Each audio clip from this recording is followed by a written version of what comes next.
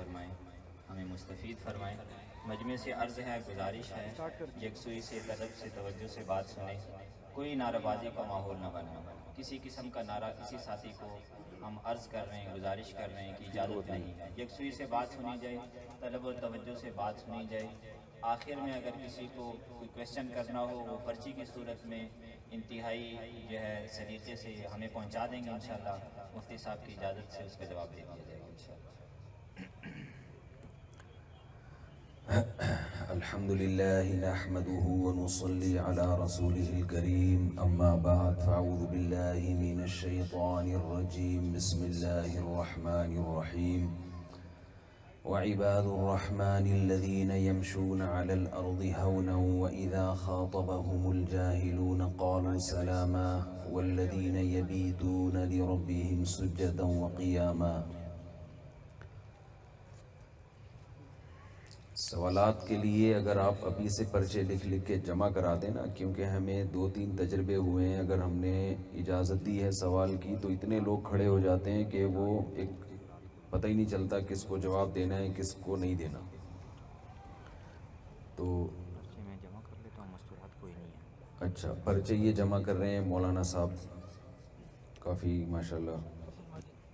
جی مولانا عبد الماجد صاحب، بڑی خاندانی سی ٹوپی پہنی ہوئی ہے حضرت نے ماشاءاللہ۔ اچھا، کلر بھی اچھا ہے ماشاءاللہ، اپنا بھی ٹوپی کا بھی۔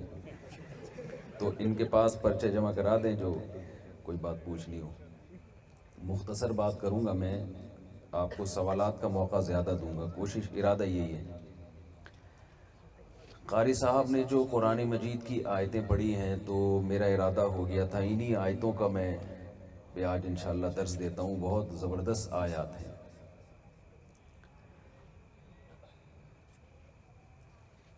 دیکھیں، ہم دنیا میں آئے ہیں اور آنے کے بعد یہاں رہنا نہیں ہے ہم نے۔ آج سے 100 سال بعد جتنے لوگ ابھی بیٹھے ہوئے ہیں، 100 سال بعد شاید ان میں سے ایک بھی زندہ نہ ہو۔ چند ہزار وہ لوگ ہوں گے جو آج پیدا ہو رہے ہیں اور 100 سال کی عمر کو کراس کر لیں، ورنہ ہم سب قبروں کے اندر لیٹے ہوئے ہوں گے۔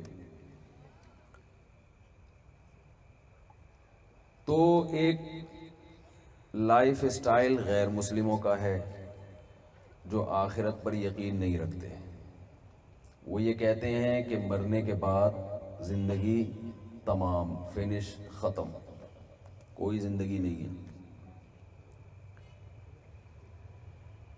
اور ایک نظریہ یہ ہے کہ موت کے بعد ہم مر کے مٹی تو ہو جاتے ہیں، باڈی ختم ہوتی ہے، ہماری روح ختم نہیں ہوتی، اور قیامت کے دن دوبارہ پھر اسی باڈی کو ریپیئر کیا جائے گا یا نئی باڈی ہوگی۔ بہرحال اسی جسم کے ساتھ ہمیں قیامت کے دن اللہ کے سامنے کھڑا ہونا پڑے گا۔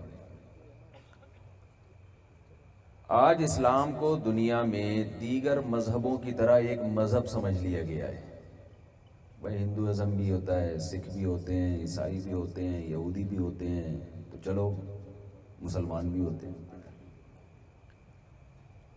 ایک صاحب انڈیا میں رہ کے آئے، انہوں نے بتایا کہ انڈیا میں ایک ہندو نے اسلام قبول کیا، تو میں نے اس سے پوچھا کہ کیا وجہ، تم نے اسلام کیوں قبول کیا؟ اسلام میں کون سی چیز تمہیں ایسی اٹریکٹیو لگی ہے جس کی وجہ سے تمہیں اسلام کی طرف رغبت ہوئی؟ توجہ ہے نا آپ لوگوں کی میری طرف؟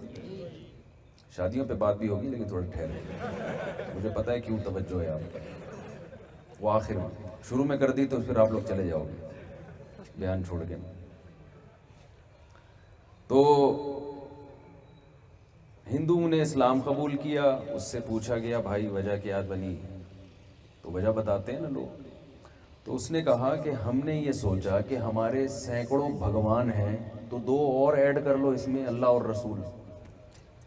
آئی بات سمجھ میں کہ اتنے سارے ہیں تو 2 اور مسلمانوں والے بھی 2 لے آؤ، ایک خدا اور ایک معاذ اللہ محمد صلی اللہ علیہ وسلم۔ انہوں نے کہا چلو 2 اور ایڈ کر لو۔ تو آپ بتاؤ کہ وہ مسلمان ہوا پھر؟ ہے بھائی؟ نہیں، ہماری نظر میں اس طرح کا اسلام قابل قبول نہیں ہے۔ تو آج ہم میں بہت سے لوگ مسلم ہیں یہ کہہ کے کہ جیسے ہندو ایک مذہب ہے، سکھ ایک مذہب ہے، بدھسٹ ایک مذہب ہے، تو اسلام بھی اسی طرح ایک مذہب ہے. اور کچھ لوگ لا مذہب ہوتے ہیں، یہ بھی ایک مذہب ہی ہو گیا کہ کوئی مذہب ہی نہیں ہے. تو یہ بھی تو ایک قسم کا مذہب ہی ہو گیا کہ میرا مذہب یہ ہے کہ کوئی مذہب نہیں ہے.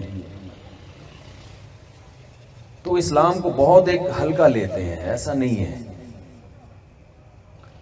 اسلام جو لوگ خدا کو مانتے ہیں، جو آخرت کو مانتے ہیں، ان کو جنت کی خوشخبریاں سناتا ہے، جنت الفردوس.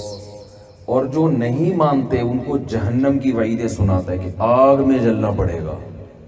تو اس کا مطلب ان دونوں گروہوں میں تھوڑا فرق نہیں ہے، بہت بڑا فرق ہے. دنیا میں آگ سے بڑی سزا کوئی ہو سکتی ہے؟ بول لینا بھائی. یعنی آپ یہ کہیں کہ دونوں آدمی ایک جیسے، تھوڑا سا فرق ہے، لیکن ایک کو آگ میں ڈالا جائے گا اور ایک کو جنت میں. تو یہ تھوڑا فرق ہو گیا. یہ تھوڑا فرق نہیں ہے بھائی، یہ بہت بڑا فرق ہے کہ ایک کا انجام اسلام کے مطابق جنت کے باغات اور ایک کا انجام جہنم کی آگ. اس کا مطلب اسلام نے جو یہ دعویٰ کیا ہے کہ اسلام قبول کیے بغیر، اسلامی تعلیمات کو فالو کیے بغیر آپ کامیاب نہیں ہو سکتے، تو یہ چھوٹا دعویٰ نہیں ہے، یہ بہت بڑا دعویٰ ہے اسلام کا. یعنی اسلام نے یہ بھی دعویٰ کر دیا کہ اسلام کو نہ ماننا چھوٹا جرم نہیں ہے، بہت بڑا جرم ہے. تو آخر کون سی بات ہے اس میں ایسی کہ اسلام کو نہ ماننا اتنا بڑا جرم ہے کہ اس کی سزا آگ رکھی گئی ہے؟ تو معاذ اللہ نقل کفر نباشت، یا تو اسلام غلط دعوے کر رہا ہے یا اسلام اپنے دعوے میں سچا ہے اور دنیا غلط بات کر رہی ہے. دونوں میں سے ایک بات تو ہوگی نا. تو ہم جب اسلام کی تعلیمات کی طرف دیکھتے ہیں نا، اسلام نے جن موضوعات کو اٹھایا ہے وہ موضوعات انسانی زندگی کے لیے اتنے اہم ہیں کہ ان باتوں پہ ڈسکس کیے بغیر اور ان باتوں میں سیدھے راستے پہ جب تک ہمیں صحیح گائیڈنس نہ ملے، اس کے بغیر انسان کے لیے انسان بننا ناممکن ہے. وہ کون سے موضوعات ہیں، کون سے سوالات ہیں جو اٹھاتا بھی اسلام ہی ہے، اور آپ کو ان کے جوابات بھی کون دیتا ہے؟ اسلام. اور یہ دعویٰ بھی کرتا ہے کہ آپ کی زندگی میں سب سے اہم ترین موضوعات اور سب سے اہم ترین سوالات یہ ہیں جن کے جواب کے بغیر آپ کی بخشش نہیں ہو سکتی. میں سمجھا پا رہا ہوں اپنی بات؟ پہلے میں کہتا تھا آپ کو سمجھ میں آ رہی ہے بات، پھر لوگ کمنٹس کرتے تھے ہم اتنے بیوقوف نہیں ہیں کہ سمجھ میں نہیں آ رہی. تو میں نے تھوڑا اسٹائل چینج کر لیا. اسٹائل تو اپنے اختیار میں ہے نا، جب چاہو جیسا چاہے رکھو. تو دنیا میں کچھ سوالات ایسے ہیں جن کا جواب، جن سوالات کو اٹھاتا بھی قرآن ہے اور جواب بھی کون دیتا ہے؟ قرآن. وہ آپ کو دنیا کی کسی کتاب میں نہ وہ ٹاپک ملے گا، نہ اٹھائے جائیں گے، نہ ان کے جوابات دیے جائیں گے. اور اگر کسی اور کتاب میں ان موضوعات پر بحث ہوگی بھی تو اتنی اہمیت سے نہیں ہوگی، ایک نظریے کے طور پہ ہوگی کہ ہر آدمی کا ایک کانسیپٹ ہوتا ہے، نظریہ ہوتا ہے، تو چلو یہ بھی ایک نظریہ ہے. دیکھیے کوئی مشین جب بنائی جاتی ہے تو اس میں سب سے امپورٹنٹ سوال یہ ہوتا ہے کہ اس مشین کا بنیادی مقصد کیا ہے. کسی گاڑی کے لیے گاڑی بنائی ٹویوٹا کمپنی نے، آپ نے کبھی گاڑی دیکھی نہیں تھی، فرض کرنے میں گورنمنٹ کی طرف سے کوئی پابندی نہیں. آپ کہیں گے کہ کیسی مثالیں دے رہے ہیں، ہم نے گاڑی نہیں دیکھی. آپ فرض کریں کہ آپ نے کبھی زندگی میں گاڑی دیکھی نہیں. گاؤں میں کوئی گاڑی آ کے کھڑی ہو گئی، آپ نے گائے دیکھی تھی 4 ٹانگوں والی، گدھے دیکھے تھے ان کی بھی اتفاق سے 4 ٹانگیں ہوتی ہیں، اور گھوڑے دیکھے آپ نے، اتفاق سے کتنی ٹانگیں ہوتی ہیں؟ پہیے کسی کے آپ نے اب تک نہیں دیکھے.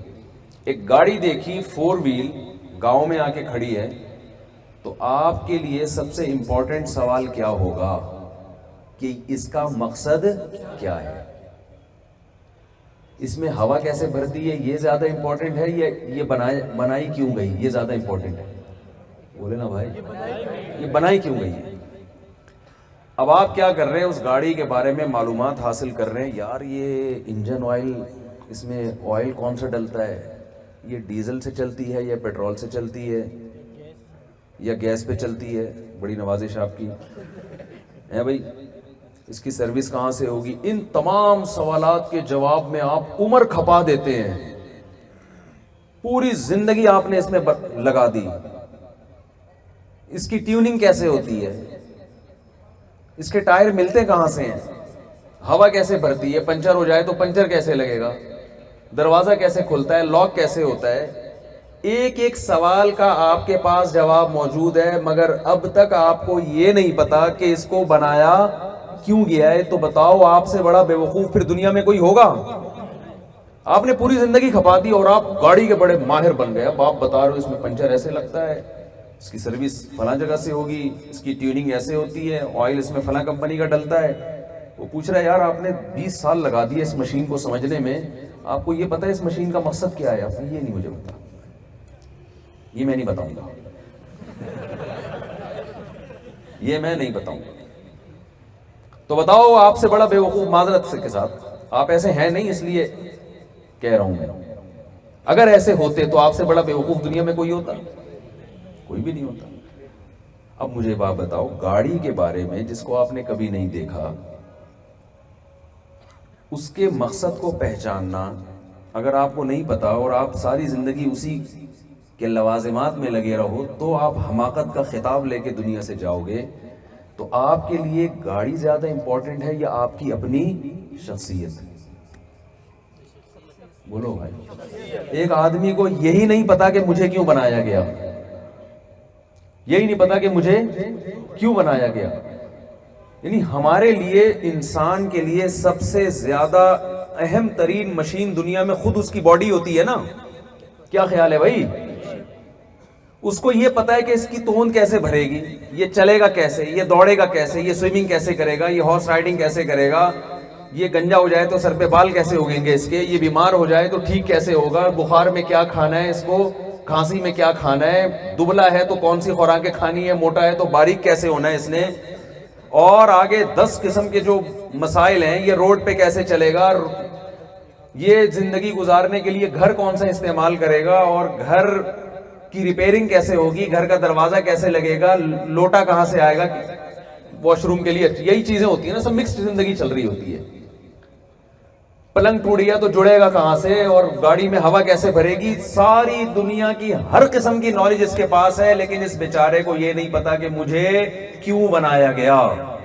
تو یہ اس سے بھی بڑا احمق ہے جو گاڑی کے بارے میں تمام تر علوم حاصل کر رہا ہے لیکن اس کے مقصد کو فوکس کرنے کی کوشش نہیں کر رہا۔ اس سے بڑا بے وقوف یہ ہے جسے اپنے دنیا میں آنے کا مقصد معلوم نہیں ہے۔ یہاں تک بات سمجھ میں آ گئی؟ میں کوشش کروں گا اسٹیپ بائی اسٹیپ سمجھاؤں۔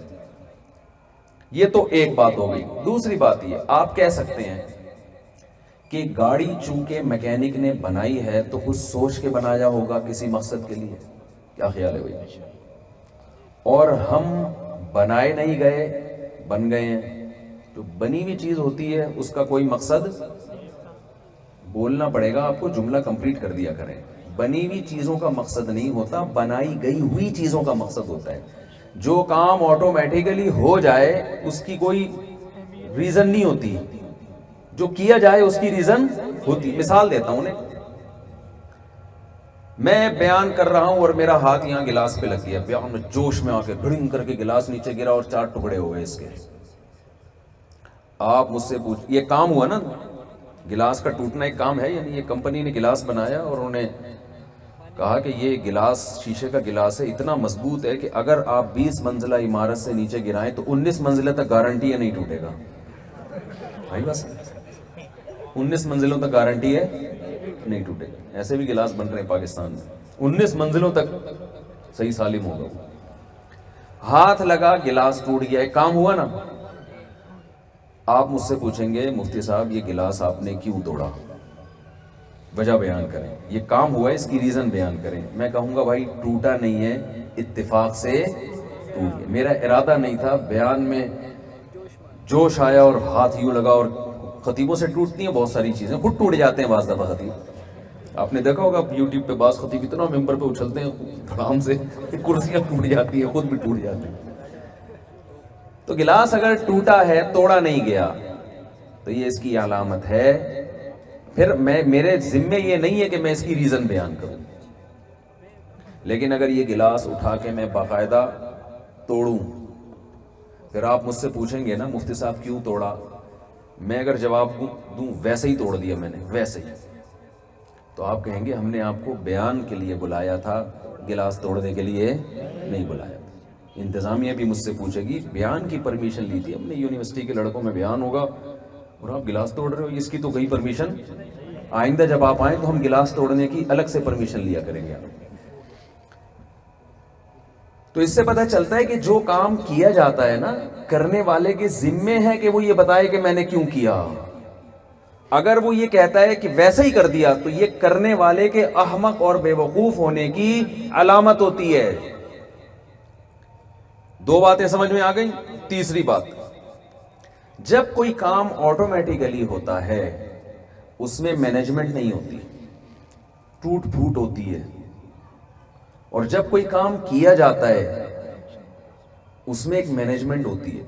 مثال سے دیتا ہوں, یہ گلاس ٹوٹ گیا تھا, ہاتھ لگا میرا, آپ نے پوچھا کہ گلا بھائی یہ ایگو ختم کر دینا, آپ نے پوچھا کہ بھائی یہ گلاس کیوں توڑا, میرے پاس جواب آسان ہے, بھائی توڑا نہیں ہے, ٹوٹ گیا, مجھے ریزن بتانے کی ضرورت نہیں ہے.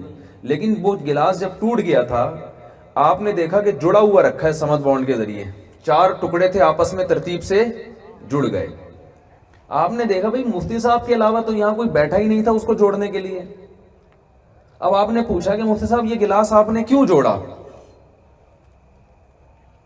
میں بتاؤں گا بھائی پانی پینے کے لیے جوڑا, اس لیے جوڑا کہ کسی کا نقصان نہ ہو. یار بیچاروں نے مجھے بیان کے لیے بلایا تھا, گلاس ٹوٹ گیا تو میں نے کہا جوڑ دیا. میں نے کہا سمت بانڈ ویسے ہی پڑا ہوا ہے لگا دو. 10 ریزن بیان کروں گا نا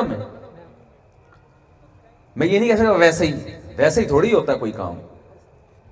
اب میں ریزن نہیں بیان کر رہا, تو میں نے کیا کر دیا, میں نے کہا یار جیسے ٹوٹا تھا نا, میں نے کہا تھا ویسے ہی خود بخود ٹوٹ گیا, تو انہوں نے میری جان چھوڑ دی تھی.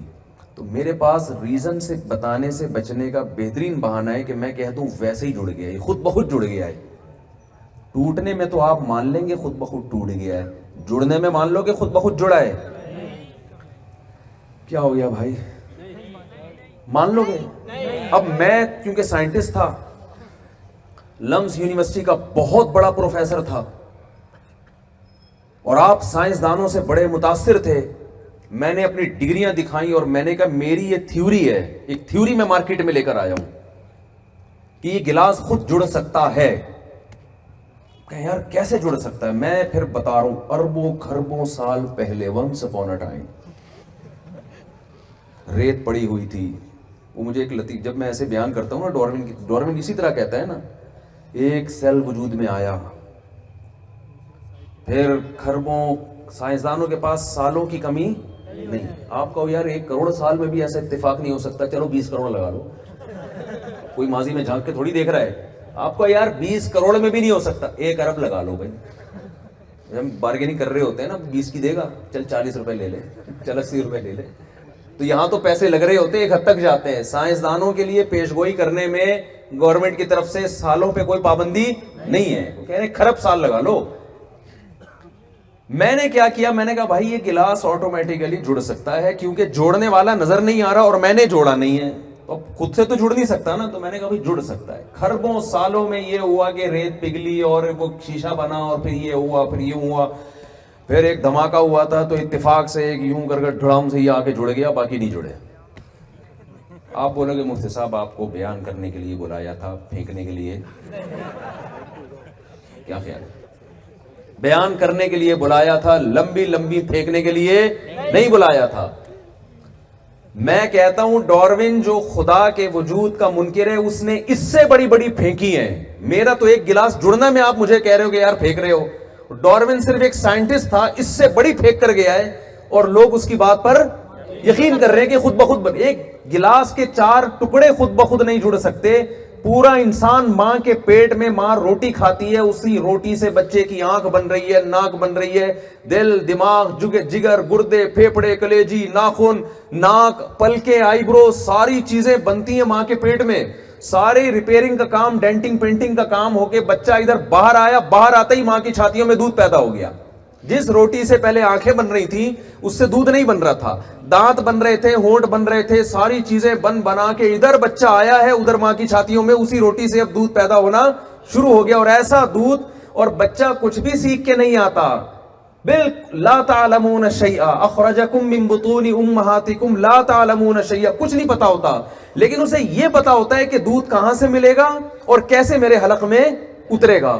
یہ اتفاق کے گلاس کے 4 ٹکڑے آٹومیٹیکلی جڑ جائیں, یہ دعویٰ کرنے والا خدا کی قسم اتنا بڑا جھوٹا نہیں ہے جو یہ دعویٰ کرے کہ انسان خود بخود جڑا اور کروڑوں کھربوں سال کے بعد یہ شکل میں وجود میں آیا, کچھ مرد بن گئے, کچھ عورتیں بن گئی, پھر ان کے ملاپ سے بچے پیدا ہو رہے ہیں, بچوں میں بھی کچھ مرد پیدا ہو رہے ہیں, کچھ عورتیں پیدا ہو رہی ہیں, اور ہر چیز ترتیب سے ادھر پیدا ہوتے ہیں, آسمان سے بارشیں, اور بارشوں سے گھاس پھوس, اور گائے بیل وہ کھا رہے ہیں, اور گایوں کے تھنوں میں پھر دودھ پیدا ہو رہا ہے. یہ پورا جو پروسیس ہو رہا ہے, اتنا بڑا اتفاق سے وجود میں نہیں آ سکتا, یہ ناممکن ہے. تو اب مجھے ایک بات بتاؤ کہ جو کام ہوتا ہے اس کی ریزن نہیں ہوتی, جو کیا جاتا ہے کرنے والے کے ذمے ہے کہ وہ وجہ بیان کرے. تو انسان پیدا ہوا نہیں ہے, پیدا کیا گیا ہے. تو جس نے پیدا کیا ہے اس کے ذمے ہے نا کہ بتائے کہ میں نے کیوں بنایا اس کو. تو یہ بات جو ہم پی جاتے ہیں نا ویسے ہی بس. تو یہ سائنسدان تو اس لیے انکار کر دیتے ہیں کہ ان کو پتا ہے کہ ہم نے خدا کو مانا نا تو پھر بہت ساری چیزیں آگے ماننی پڑیں گی. تو ملحد لوگ, ایتھیس لوگ, شہوت پرست لوگ یہیں سے بحث ختم کر دیتے ہیں کہ یہ کوئی بنانے والا ہے ہی نہیں. جب ہے ہی نہیں تو نماز, روزہ, حج, زکوٰۃ, نکاح اور ماں باپ کے حقوق, اور خالہ, پھپھی, چچا, ماموں کے حقوق اور وراثت, یہ سب چیزیں ختم, اور انسان خدا بن کے بیٹھ جاتا ہے. وہ کہتے ہیں قانون سازی کون کرے گا, میں کروں گا, مجھ سے پوچھو میں بتاؤں گا صحیح کیا ہے اور غلط کیا ہے. پھر وہ اسمبلیوں میں پہنچتے ہیں, اور انسان جب انسان کے لیے قانون سازی کرتا ہے سب سے پہلے اپنا مفاد دیکھتا ہے. لوگ ہم سے پوچھتے ہیں کہ یار یورپ میں شراب پہ پابندی کیوں نہیں ہے, حالانکہ وہ سب مانتے ہیں کہ بری چیز ہے. بھئی کیوں پابندی ہوگی؟ جو اسمبلیوں میں پہنچے ہوئے ہیں وہ 99% شراب پیتے ہیں, تو پابندی لگا سکتے ہیں؟ تو انسان خدا بن کے انسان کے لیے قانون سازی کر رہا ہے, اس لیے اس نے خدا کو ڈکشنری سے کیا کر دیا, نکال دیا. اس کو مل نہیں رہا کہ بنایا کس نے, تو اسے کسی نے نہیں بنایا. تو انسان بنا نہیں ہے میرے بھائی, بنایا گیا. یہ کائنات بنی نہیں ہے بلکہ بنائی گئی ہے. اب کائنات کو کیوں بنایا گیا, اس کا کیا مقصد ہے؟ اس کا مقصد قرآن نے 2 لفظوں میں بیان کر دیا, وَسَخَّرَ لَكُم مَّا فِي السَّمَاوَاتِ وَمَا فِي الْأَرْضِ جَمِيعًا مِّنْهُ. جو کچھ آسمانوں میں, جو کچھ زمینوں میں, سب کا سب اللہ کہتے ہیں میں نے کس کے لیے بنایا, تمہارے لیے بنایا. دیکھو وہ تھا نا مجھے کیوں نکالا, ان کو پتا تھا نکالے گئے ہیں, لہذا وہ پوچھ رہے تھے وجہ بیان کرو.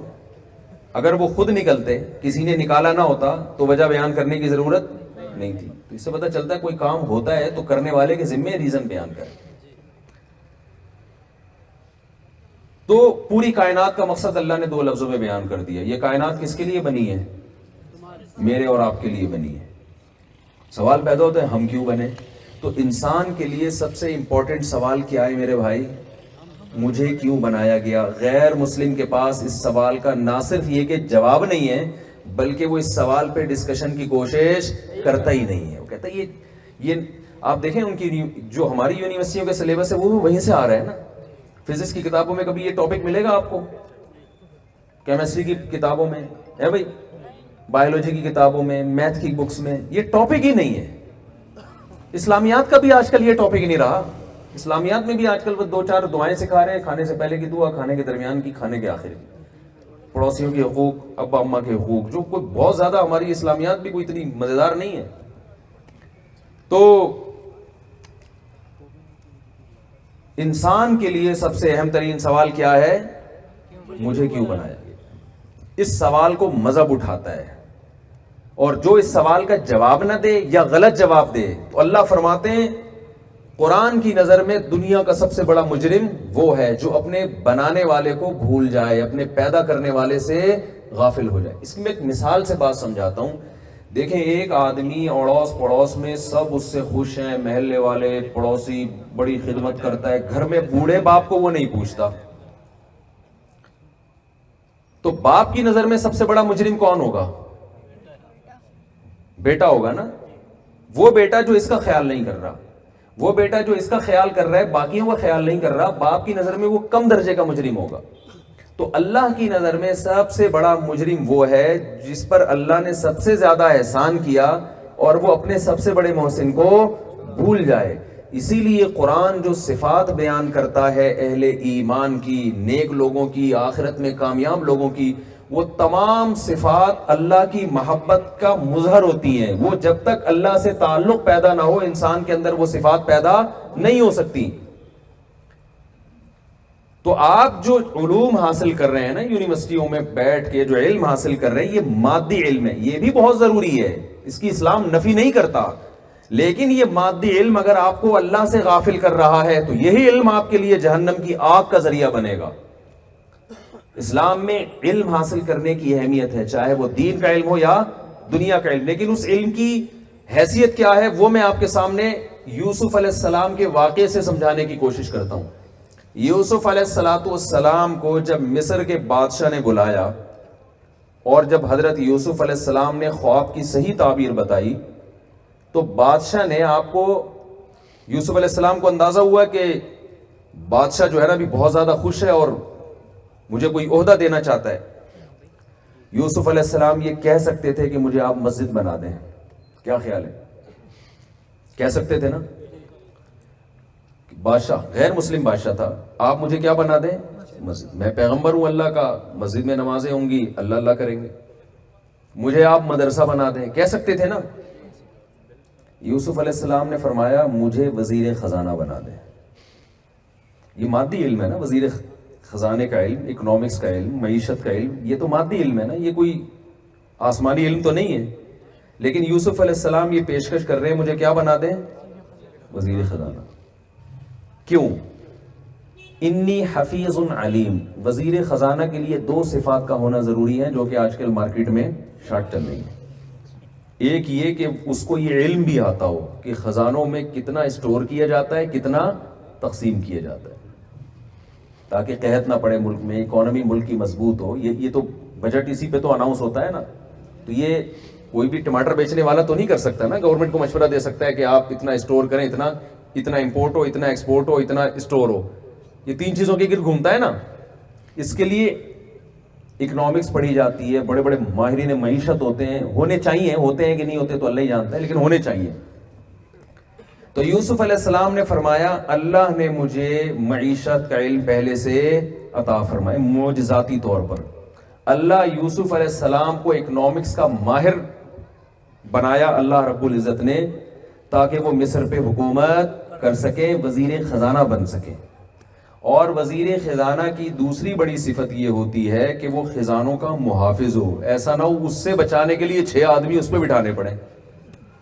ہمارے ایک دوست نے جو ہے نا دکان کھولی اس کی، بکروں کے جو چارہ ہوتا ہے نا اور دانا، اس میں جو اور گندم یہ چیزیں، مجھے کہنے لگے کہ اس کو میں پہرے کے لیے بٹھا کے جاتا تھا کوئی چور وور نہ آئے نا دکان میں، اور یہ کیا کرتا تھا ایسے نا تھوڑا تھوڑا اٹھا کے کھاتے کھاتے پورے ہفتے میں آدھی بوری کھا جاتا تھا یہ، تو اس کی حفاظت کے لیے ایک اور بندہ بٹھانا پڑا۔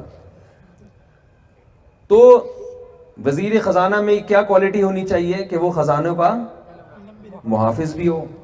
تو یوسف علیہ السلام نے فرمایا اللہ نے مجھے 2 صفات دی ہیں، نمبر 1 ایمانت داری، دیانت داری، ایمانداری اور دیانت داری، نمبر 2 یہ علم بھی اللہ نے مجھے عطا فرمایا۔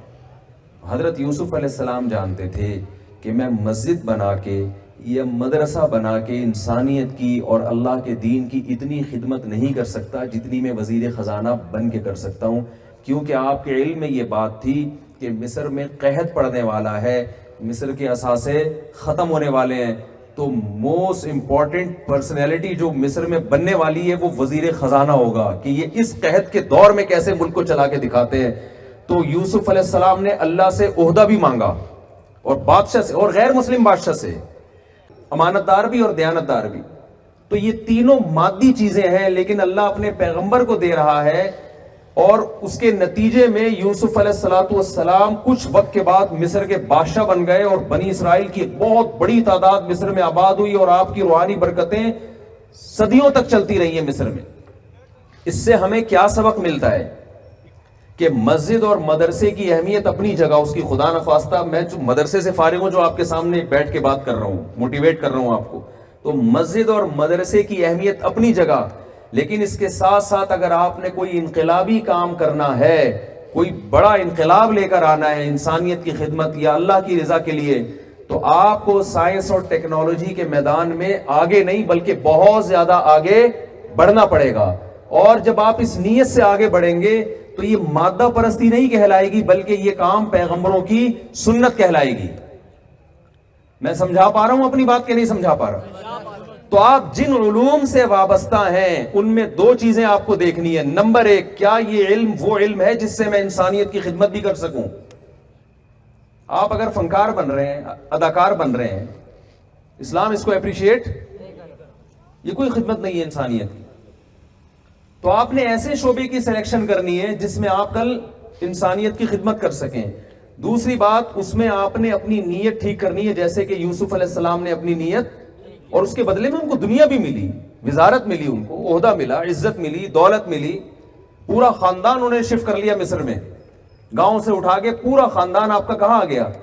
مصر میں آ گیا، اور بنی اسرائیل پھر مصر میں رہے ہیں. تو ہمارے لائف اسٹائل میں اور غیر مسلم کے لائف اسٹائل میں فرق یہ بڑا ہونا چاہیے کہ ہمیں یہ پتا ہے کہ ہم بنے نہیں ہیں بلکہ ہمیں کسی نے بنایا ہے. ایک بات، غیر مسلم کو اس سے کوئی بحث نہیں ہے کہ ہم بنے ہیں یا بنائے گئے ہیں. وہ کہتے ہیں there are two types of انسان. ٹھیک ہے نا، انسان کی کتنی قسمیں ہیں؟ دو. کچھ خدا کو مانتے ہیں، کچھ نہیں مانتے، رائے کا اختلاف ہے، کچھ نہیں ہوتا اس سے. اللہ کہتا ہے یہ رائے کا اختلاف چھوٹا نہیں ہے، جو نہیں مانے گا اسے جہنم کی آگ میں پھینکوں گا. اس لیے کہ اتنا بڑا احسان کیا میں نے انسان کو. الم نجعل له عینین ولسانا وشفتین وہدیناہ النجدین. کیا ہم نے دو آنکھیں نہیں بنائی؟ کیا ہم نے زبان نہیں بنائی؟ ایک ایک نعمت اللہ نے جو انسان کو دی ہے، کروڑوں روپے. یا مجھے یاد ہے پچھلی دفعہ جب میں اسلام آباد آیا تو ہمارے ایک دوست نے بتایا کہ یہاں ایک شخص ہے، ایک کروڑ پتی تاجر ہے، جس کو یہ بیماری ہے کہ اس کی پلکیں اوپر اٹھتی نہیں ہیں، اس سے نیچے گر جائے نا تو اٹھتی نہیں ہے. یہ جو پٹھے ہیں نا اس کی پلکوں کے، یہ ڈیمیج ہو گئے ہیں. ڈیمیج ہیز بین ڈن ہے نا، سن رہے ہو گے آج کل آپ. یہ پٹھے ڈیمیج ہو گئے. تو ایک ریڑی والا بیچارہ باہر کہیں ٹماٹر بیچ رہا تھا، تو اس تاجر نے کہا کہ یار اگر تمہاری آنکھیں مجھے مل جائے نا تو میں اس ریڑی پہ گزارا کرنے کے لیے تیار ہوں، اپنا بنگلہ تمہیں دینے کے لیے تیار ہوں. کیسی کیسی اللہ نے انسان کو نعمتیں دی. مگر غیر مسلم اللہ کی نعمتوں کے بارے میں بحث کرنے کے لیے، سوچنے کے لیے تیار نہیں ہے. تو قرآن بار بار اللہ کا تعارف کرواتا ہے. وَعِبَادُ الرَّحْمَنِ الَّذِينَ يَمْشُونَ عَلَى الْأَرْضِ هَوْنًا. فرمائے رحمان کے بندے وہ ہیں جو رحمان کو مانتے ہیں، ماننے کے اثرات ان کی چال میں آتے ہیں، وہ تکبر والی چال نہیں چلتے. يَبِيتُونَ لِرَبِّهِمْ سُجَّدًا وَقِيَامًا. راتیں سرد قیام میں گزرتی ہیں. اذا انفقوا لم يسرفوا ولم يقتروا ولا يقتلون النفس التي حرم الله الا بالحق ولا يزنون. کسی کو قتل نہیں کرتے، زنا نہیں کرتے.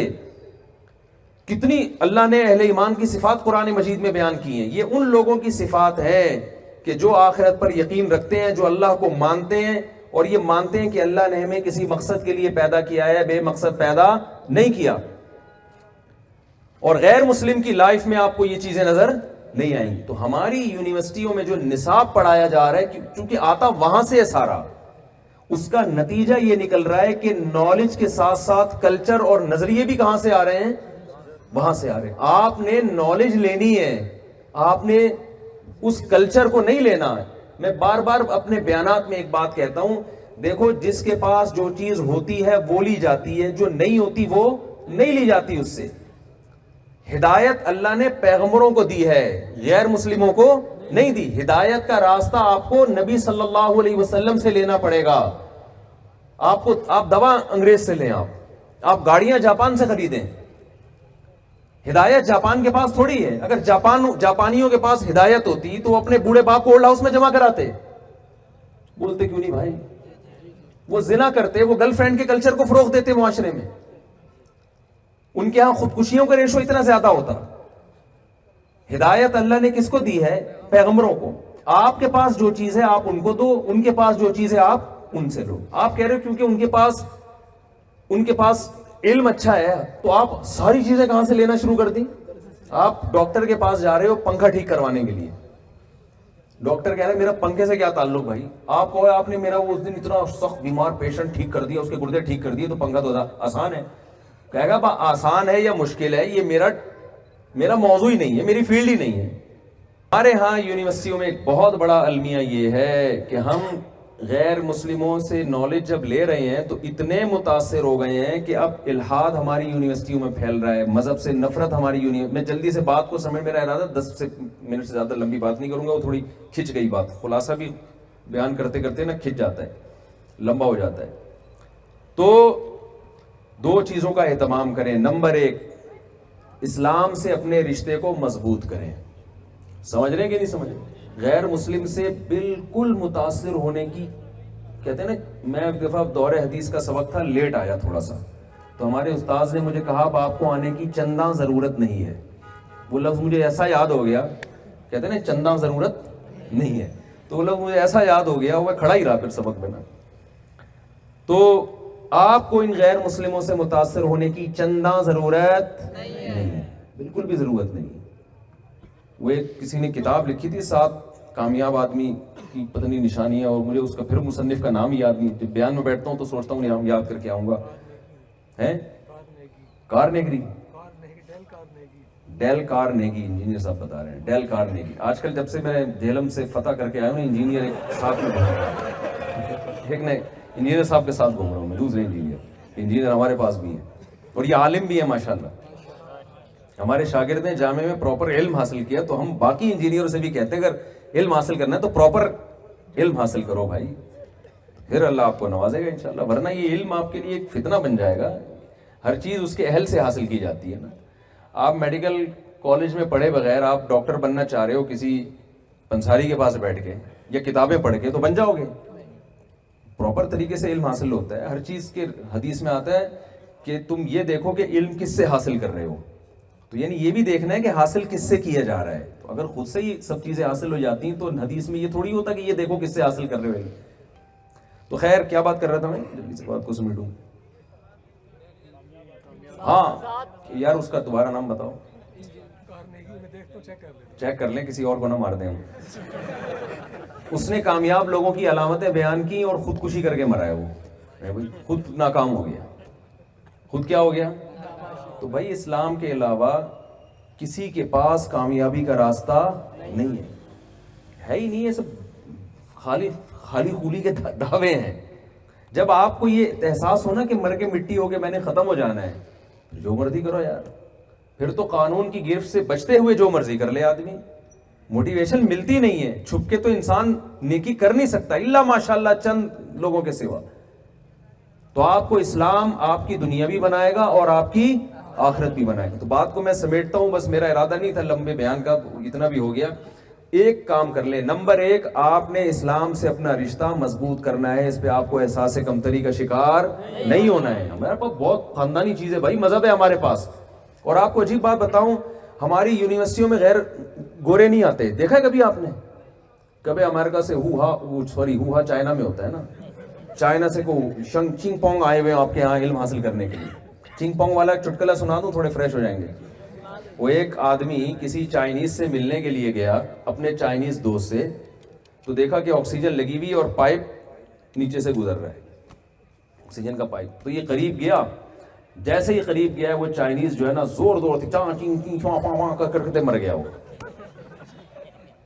اس کو بڑا افسوس ہوا کہ یار میرا چائنیز دوست مرا ہے, اور مرتے ہوئے کچھ چیختے چلاتے, کوئی بڑی اہم بات. ظاہر ہے مرتے ہوئے انسان چھوٹی موٹی بات تو کرتا نہیں ہے, کوئی بہت امپورٹنٹ بات کر کے گیا ہے.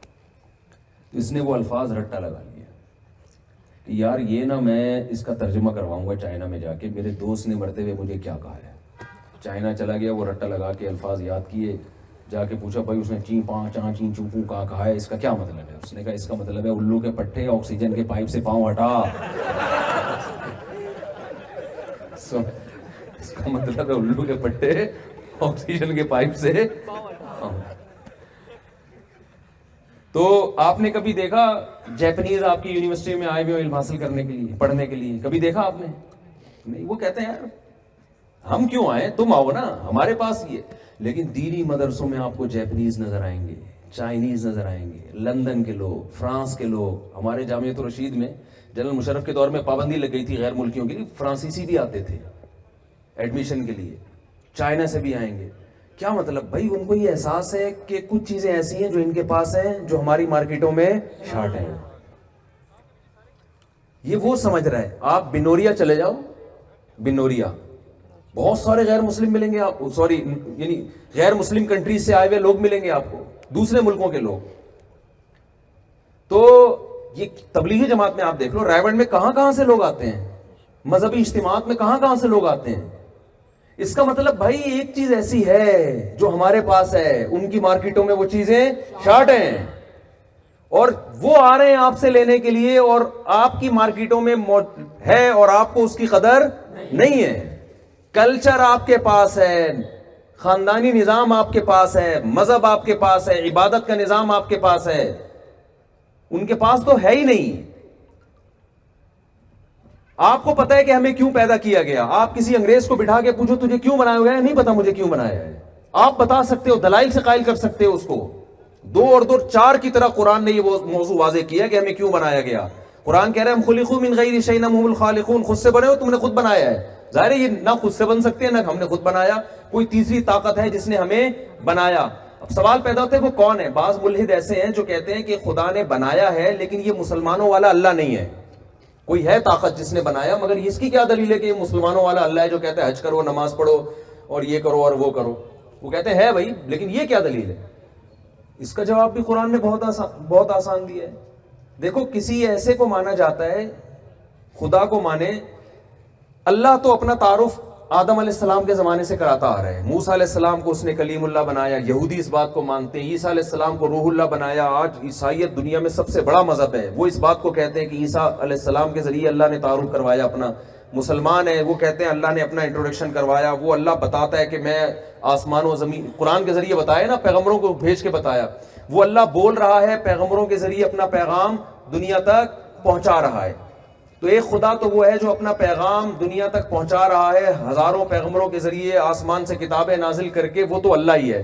اور ایک خدا وہ ہے جو ایسا چپ کر کے ٹیپ لگا کے بیٹھا ہے، کروڑوں سال گزر گئے، معاذ اللہ جھوٹا خدا اپنا انٹروڈکشن کروا رہا ہے اور سچا خدا چپ کر کے بیٹھا ہوا ہے.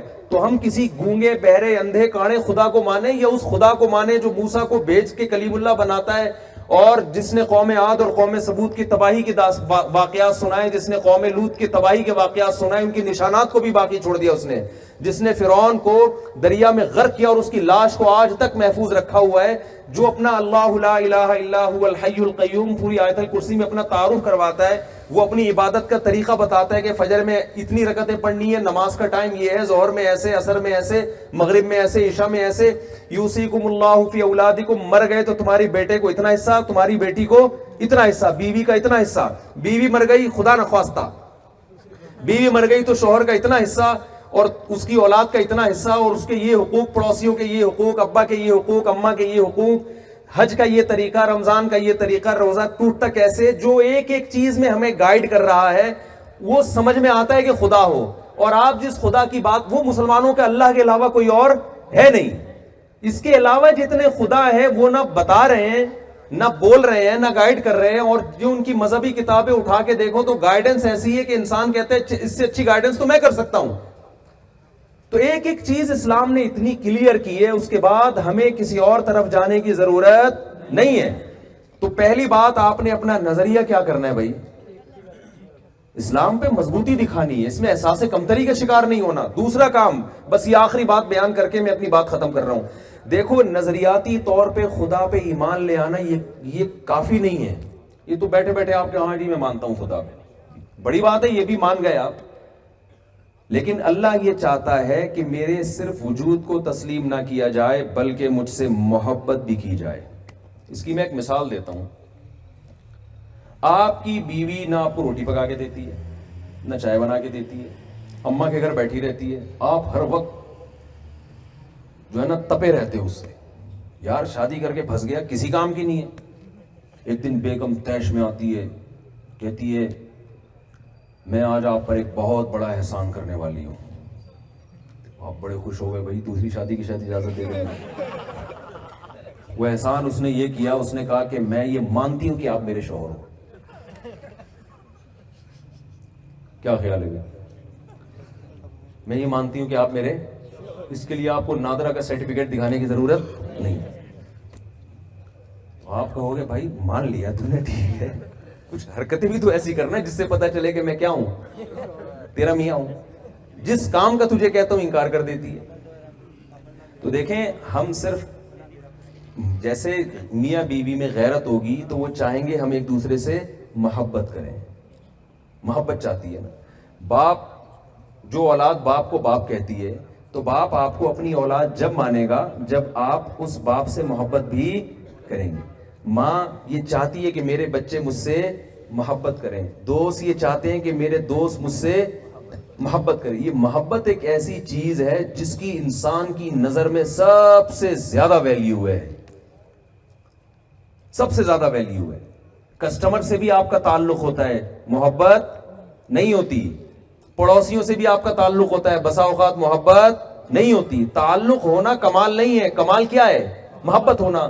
تو اللہ بھی یہ چاہتا ہے کہ میرے بندے صرف مجھے تسلیم نہ کریں بلکہ مجھ سے محبت کریں.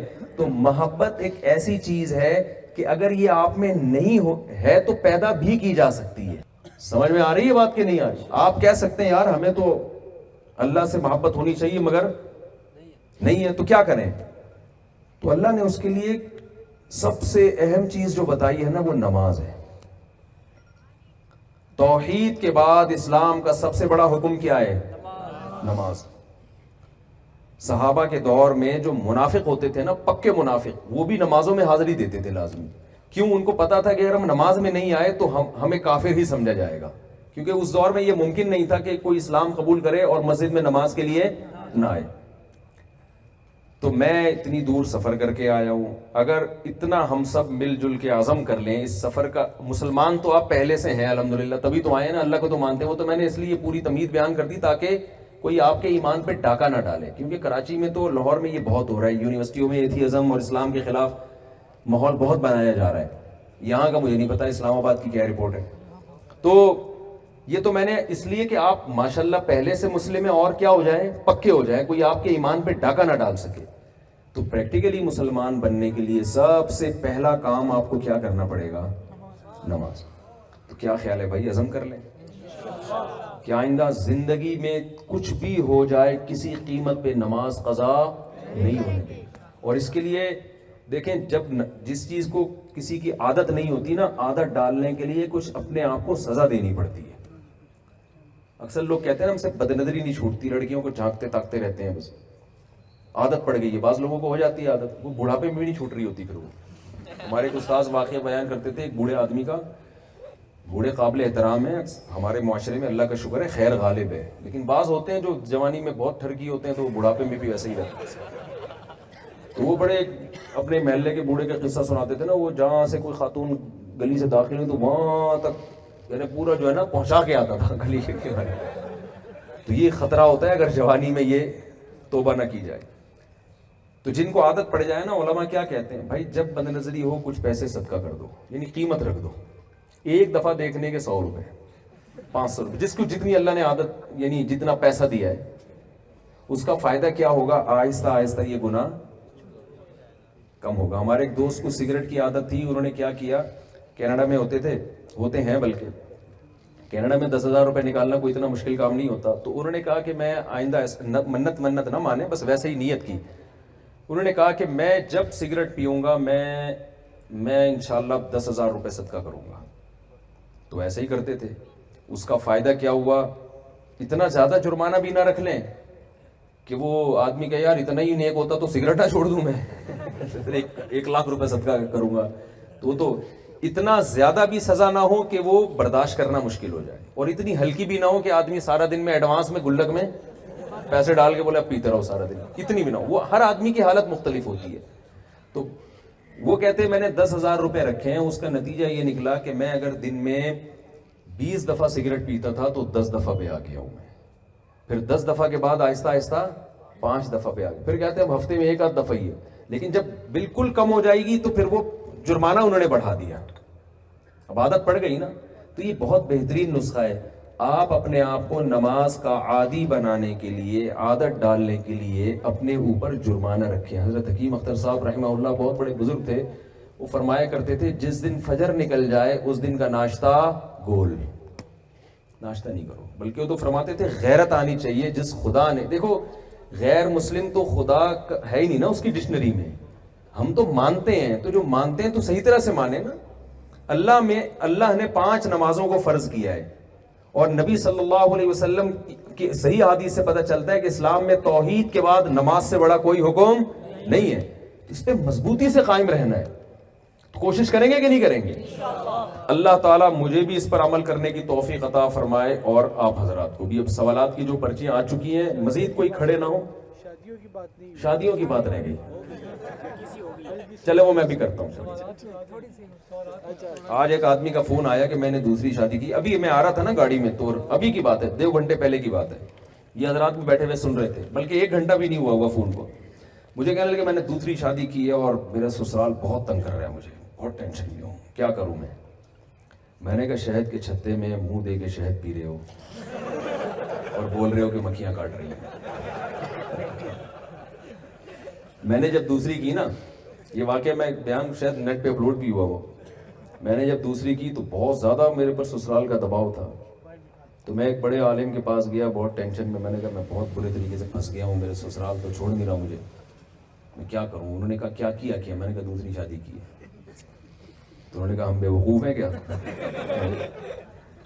پھر کہنے لگے لوگ شہد کے چھتے میں ہاتھ دے کے شہد پیتے ہیں اور کہتے ہیں کہ مکھیاں کاٹ رہی ہیں, اور اس مولوی طارق کو دیکھو منہ دے کے شہد کے چھتے میں شہد پی رہا ہے اور کہہ رہے ہیں کہ مکھیاں کاٹ رہی ہیں. تو 4 شادیاں لازمی کریں آپ لوگ, لازمی کریں, کیونکہ یہ معاشرے کی ضرورت ہے. ہاں یہ بات دیکھو, لوگ اکثر مجھ سے پوچھتے ہیں کہ ہم کیوں کریں, ہمیں تو دوسری شادی کی ضرورت نہیں ہے. آپ کو ضرورت نہیں ہے, خواتین کو ضرورت ہے. لڑکیاں بہت زیادہ ہو گئی ہیں مردوں کے مقابلے میں, گروتھ ریشو کے لحاظ سے نہیں.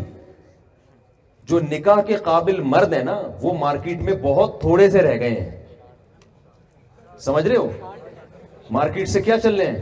میں ایک چھوٹی سی بات کرتا ہوں, دیکھو جس معاشرے میں فیملی پلاننگ پر عمل ہوگا نا وہاں لڑکیوں کا گروتھ ریشو بڑھے گا لازمی.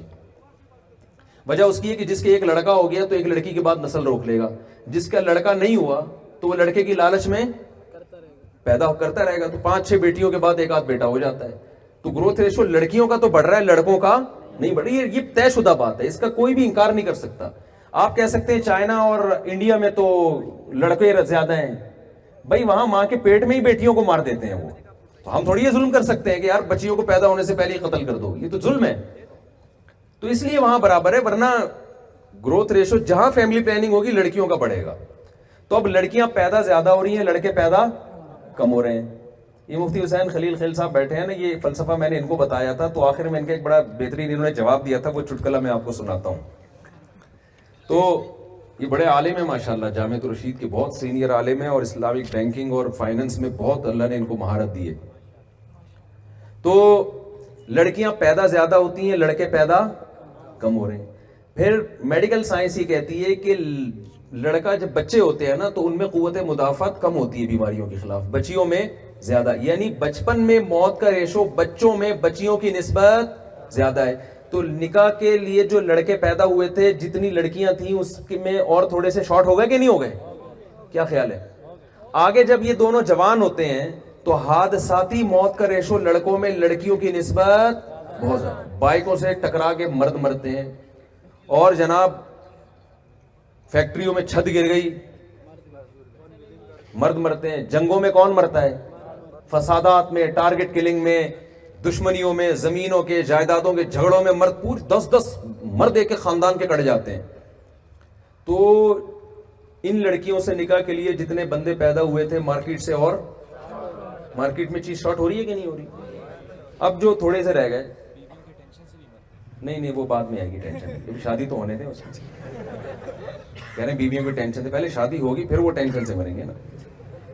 تو پھر چوتھے نمبر پہ جو تھوڑے سے رہ گئے، ان میں بہت سے نشہ کرتے ہیں، ڈرگز لیتے ہیں. لڑکیوں میں نشے کا ریشو لڑکوں کی نسبت بہت کم ہے. چرسی لڑکیاں کم ہی ہوتی ہیں، لڑکے زیادہ ہوتے ہیں. ہیروئنچی لڑکیاں نہیں ہوتی، لڑکے. شرابی لڑکیاں نہیں ہوتی، لڑکے ہوتے ہیں. تو یہ شرابی اور ہیروئنچی نکاح کے قابل ہوتے ہیں؟ اکثر لڑکیاں پوچھتی ہیں، وہ خواتین پوچھتی ہیں شراب پی کے طلاق دے دی، ہو گئی وہ طلاق تو طلاق ہے، وہ شراب پی کے بھی ہوتی ہے. میں کہتا ہوں شکر ادا کرو چاقو نہیں مار دیا اس نے، اس سے تو جان چھوڑ گئی، یہ زیادہ اچھا ہے، ورنہ وہ گولی بھی مار سکتا تھا. تو نشے کا ریشو، یہ نشائی جو ہے یہ نکاح کے قابل نہیں ہوتے. پھر لڑکوں میں بے روزگاری، بے روزگار آدمی نکاح کے قابل نہیں ہوتا. لڑکیوں میں بے روزگاری ہونا کوئی عیب اس لیے نہیں ہے کہ اس کا نان نفقہ شوہر کے ذمے ہے، بیوی کے ذمے نہیں ہے. تو یہ اور تھوڑے سے شارٹ ہو گئے کہ نہیں ہو گئے؟ پھر جو باقی بچے ہیں ان میں سارے یہاں نکاح نہیں کرتے، بہت سے یورپ امریکہ جا کے انگریز لڑکیوں سے نیشنلٹی کے چکر میں نکاح کرتے ہیں، جبکہ یہاں کی لڑکیوں کو وہاں نہیں بھیجا جا سکتا نکاح کے لیے. کلچر کا بہت فرق پڑ جائے گا نا. تو اور تھوڑے ہو گئے. تو یہ میں ان کو بتا رہا تھا تو انہوں نے کہا یہ میں اور آپ 2-4 آدمی رہ گئے. کہہ رہے ہیں آپ نے اتنا تھوڑا کر لیا کہ مجھے لگ رہا ہے کہ میں ہوں، ایک آپ ہے، 2-4، یعنی اتنی سپیڈ سے بندے. میرا ایک دفعہ ایک ٹی وی میں میرا تو اسٹائل ہے نا، میں نے بندوں کو مارنا شروع کیا. آخر میں جب پہنچا نا، پتہ نہیں 8 اسٹیپ، ابھی تو مجھے پورے یاد بھی نہیں آ رہے، 8ویں اسٹیپ پہ پہنچے، انہوں نے کہا بس ہم 2-4 ہی رہ جائیں گے بھائی، باقی یہاں روک دو. ان کا ملفوظ ہے. وہ میں ایک دفعہ ٹیلی ویژن پہ انٹرویو دے رہا تھا، تو وہ ویمن رائٹس کی ہے نا، کوئی مشہور خاتون ہے، پتہ نہیں کیا نام ہے ان کا، ماروی سروت صاحبہ بیٹھی ہوئی تھی نا میرے سامنے. تو وہ ٹاپک تھا ہی 4 شادیوں پہ، یعنی ٹیلی ویژن جی ٹی وی تھا میرا خیال ہے. انہوں نے کہا کہ یہ اس پہ بات چل رہی تھی، تو میں نے اس پہ دلائل دینا شروع کیے. میں نے قرآن و سنت سے نہیں دیے، میں نے عقل سے دلائل دیے. تو انہوں نے، ان کی جب باری آئی تو وہ کہنے لگی نہیں لڑکیوں میں بھی بہت ریشو بہت ہے، لڑکیاں بہت مرتی ہیں. میں نے کہا مثلا، انہوں نے کہا پریگننسی میں اتنی لڑکیاں مر جاتی ہیں، حالانکہ اتنی نہیں مرتی جتنی انہوں نے، میں نے آدھے گھنٹے میں اتنے مرد نہیں مارے تھے، انہوں نے 1 منٹ میں اتنی عورتیں مار دی. انہوں نے کہا اتنی لڑکیاں تیزاب پھینکنے سے مرتی ہیں، اتنی پریگننسی سے مرتی ہیں، ہر منٹ میں اتنی، ہر منٹ میں. مجھے مذاق سوچا، میں نے کیا نہیں، میں نے وہ لائیو چل رہا تھا، وہاں سوچا، میں نے کہا یار کال کر کے میں گھر والوں کی خیریت معلوم کریں کہ ہمارے گھر میں سب خواتین زندہ ہیں یا نہیں ہے. کیونکہ اتنی، میں نے کہا آپ اتنی اسپیڈ سے خواتین کو مار رہی ہیں کہ مجھے فکر لگ گئی ہے، میں گھر فون کر کے پوچھوں یار ہمارے گھر میں بھی کوئی مرا تو نہیں ہے، تھوڑا ہاتھ. یعنی میرا ان کا مقصد تھا کہ اتنی بھی اسپیڈ نہیں ہے جتنی آپ نے بنا دی. تو خیر، لیکن یہ جو میں بیان کر رہا ہوں یہ گراؤنڈ ریئلٹی ہے، اس کا کوئی بھی انکار نہیں کر سکتا. حادثوں میں مرد مرتے ہیں، خواتین تھوڑی مرتی ہیں. تو اب مجھے ایک بات بتاؤ، یہ اتنے سے مرد رہ گئے، یہ آپ جیسے نیک شریف جو پڑھے لکھے بھی ہیں اور نہ کوئی نشہ کر رہے ہیں، لڑکیوں کی تعداد آپ کی نسبت بہت زیادہ ہے. میں نہیں کہہ رہا کہ لڑکیاں لڑکوں سے زیادہ، وہ لڑکیاں جن سے نکاح کے قابل مرد ہیں، تو نکاح کے لائق مردوں کی تعداد بہت کم ہے. ایسی صورت میں کوئی وظیفہ، الٹے لٹک لٹک کے شادیوں کے لیے بھی وظیفے پڑے، ان لڑکیوں کی شادیاں نہیں ہو سکتی. ہر گھر میں کوئی نہ کوئی مسئلہ ہے. یہ لڑکی پیدا ہونے کا عذاب بن گیا ہے. کیا مطلب؟ تو اب بھائی اس کا حل یہی ہے کہ دیکھو، ایک آدمی 4 وہ ڈائیور کھڑے ہوتے ہیں نا ڈوبنے سے بچانے کے لیے، 4 آدمی کھڑے ہوئے ہیں، 4 ڈوب گئے. تو ہونا تو یہ چاہیے چاروں میں سے ہر ڈائیور ایک کو سنبھال لے، ڈائیو مارے اور ایک کو سنبھال لے. اب اگر 3 نہیں سنبھال رہے تو ایک کی ذمہ داری ہے نا وہ 4 کو بچائے، یا وہ کہے کہ چونکہ وہ نہیں سنبھال رہے تو میں بھی 3 کو مرنے دوں گا، میں صرف ایک بندہ سنبھالوں گا. تو بھائی اب آپ کی ذمہ داری کیا ہو گئی ہے؟ ان خواتین کو ٹھکانے لگانا ہے. ہم انگریز تھوڑی ہے کہ زنا کی طرف لے کر جائیں ہم. یا تو آپ ان کو خدا نخواستہ زنا الاؤ کر دو، معاذ اللہ، نقل کفر، اس بے حیائی کا نہ ہمارا مذہب اجازت دیتا ہے نہ ہمارا کلچر اجازت دیتا ہے. یہ تو بہت بڑا جرم ہے. تو اس کا حل سوائے اس کے کچھ بھی نہیں ہے کہ بھئی ایک آدمی ایک سے زیادہ خواتین کی ذمہ داری، بولو نا بھائی، اور مکھیاں کاٹیں گی صبر کرے، مکھیاں کاٹیں گی صبر کرے، سمجھ رہے ہیں نا، اور عدل بھی کرے، ان کے حقوق بھی ادا کرے جو اسلام نے بتایا۔ نہیں پہلی بیوی راضی نہیں ہوتی، نہیں پہلی نہیں، یہ کرے پہلی کو راضی کیسے کریں، پہلی والی کوئی راضی نہیں ہوتی۔ آپ ذرا پڑھ کے سنائیں نا یہ سوال جلدی جلدی مختصر۔ صاحب اگر کوئی بندہ گناہوں سے بچنے کے لیے کسی بزرگ کی بیعت کرنا چاہتا ہو تو کیا جی، کسی بزرگ کی اگر کوئی بیعت کرنا چاہتا ہے گناہوں سے بچنے کے لیے تو جائز ہے، بشرطے کہ وہ بزرگ بزرگ ہی ہو۔ بزرگ کی ڈیفینیشن یہ ہے کہ سنت پر عمل کرتے ہو، گناہوں سے بچتے ہوئے۔ جو روحانیت کے نام پہ آج کل ایک عجیب سی چیزیں چل رہی ہیں مارکیٹ میں، تو شریعت کو فالو کرتے ہو۔ چلیں، حالات حاضرہ اور آج کے حالات پہ نوجوانوں کی کیا ذمہ داریاں بنتی ہیں؟ بھائی آج کل کے حالات کے لحاظ سے نوجوانوں کی ذمہ داری یہ ہے کہ سب سے پہلے وہ جس فیلڈ میں ہے نا اس فیلڈ میں اپنی نیت کو درست کریں۔ میں لاہور کے اکثر واقعہ بتاتا ہوں، ایک صاحب نے کہا سپریم کورٹ کے جج نے غیر شرعی فیصلہ کیا ہے تو آپ سپریم کورٹ کے جج کے خلاف بیان دیں۔ میں نے کہا میں بیان دوں گا اندر ہو جاؤں گا۔ آپ کے کتنے بچے ہیں؟ انہوں نے کہا 4۔ میں نے کہا آپ 4 کو ارادہ کرو سپریم کورٹ کا جج بناؤ گے، اور پہلے سے ان کی ٹریننگ شروع کر دو۔ جب آپ جیسے سینکڑوں لوگ یہ ارادہ کریں گے تو ایک نہ ایک اچھا جج، ابھی بھی بہت اچھے ہیں لیکن اور اچھا آ جائے گا۔ ٹھیک ہے، چلے آگے۔ تو آپ جو جس فیلڈ میں ہے نا اس میں نیت اچھی کریں۔ جی، ہر فرقہ دوسرے کو گمراہ کہتے ہیں اور بدقسمتی سے یوٹیوب سے ہم معلومات حاصل کرتے ہیں۔ جی، رہنمائی فرمائے کس کو سنا جائے؟ یہ بہت اہم سوال ہے۔ لوگ پوچھتے ہیں ہر فرقہ دوسرے کو گمراہ کہتا ہے، ہم کہاں جائیں؟ تو یہ تو ایسا ہی ہوگا، ہر مذہب دوسرے مذہب کو غلط کہتا ہے نا، تو ہم کہاں جائیں؟ تو کہاں گئے ہم؟ بھائی صحیح مذہب کو فالو کیا ہم نے۔ تو ہر فرقہ اگر دوسرے فرقے کو غلط کہہ رہا ہے تو آپ دیکھو ان میں کون غلط ہے اور کون صحیح ہے۔ یہ تو نہیں کہ دونوں ہی غلط ہیں۔ 2 آدمی لڑ رہے ہیں، ایک نے پہل کر کے مکہ مارا، دوسرا بچانے کے لیے مکہ مار رہے ہیں، آپ کو دونوں غلط ہیں، دونوں لڑ رہے ہیں۔ بھائی ایک دفاع میں لڑ رہا ہوگا، یہ زبان، یہ نا لوگوں کی زبان پر یہ جملہ ہے سب مولوی آپس میں لڑ رہے ہیں۔ بھائی کچھ دفاع میں لڑ رہے ہوتے ہیں۔ جب آپ کسی کے بزرگوں کا نام لے لے کے ان کی توہین کرو گے، اسلام کے بنیادی اور بیسک عقائد کا آپ انکار کرو گے تو علماء جواب تو دیں گے نا۔ تو اس میں آپ کی یہ ذمہ داری نہیں ہے کہ سب غلط ہے، آپ کی ذمہ داری ہے کہ جو حق پر ہے اس کا آپ نے ساتھ دینا ہے۔ باقی یہ لڑائی چلتی رہے گی قیامت تک، یہ تو حق اور باطل کی لڑائی قیامت تک چلے گی۔ یہ آپ یہ نہ توقع رکھیں کہ بالکل امن امانا جائے گا، یہ تو حضرت عیسیٰ علیہ السلام جب نازل ہوں گے تبھی ہوگا۔ یہ پھر سارے فرقے تلوار کی زور سے اس وقت ختم ہوں گے، ابھی تلوار کی طاقت سے ختم نہیں ہو سکتے۔